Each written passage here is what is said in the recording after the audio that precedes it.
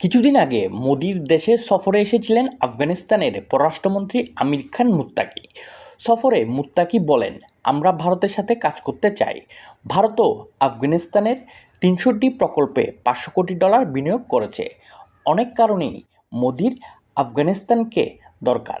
প্রথমটা হচ্ছে পাকিস্তানকে চাপে রাখা, দ্বিতীয়টা হচ্ছে আফগানিস্তানে আছে লিথিয়াম সহ বিভিন্ন খনিজ পদার্থের খনি, এইসব খনিকে পাকিচুপ করেছেন মোদি।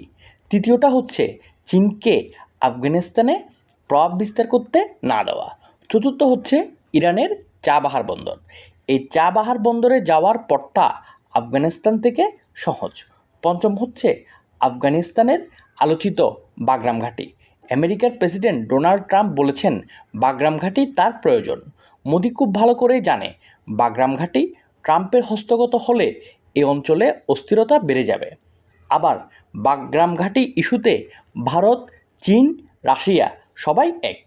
আফগানিস্তানও সাফ দিয়েছে তারা ট্রাম্পের দাবি মানবে না। ট্রাম্পের যে কোনো মূল্যে এ অঞ্চলে একটা আমেরিকান বেস দরকার।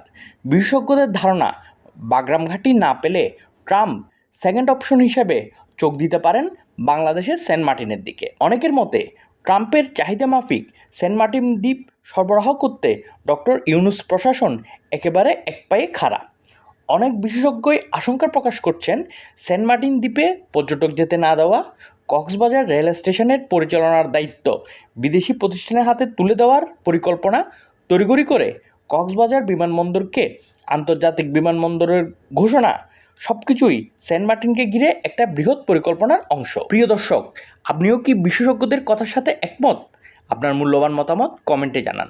বাংলা বুলেটিন চ্যানেলের আজকের ভিডিওটি ভালো লাগলে ভিডিওটি লাইক ও শেয়ার করুন এবং বাংলা বুলেটিন চ্যানেলটি সাবস্ক্রাইব করুন।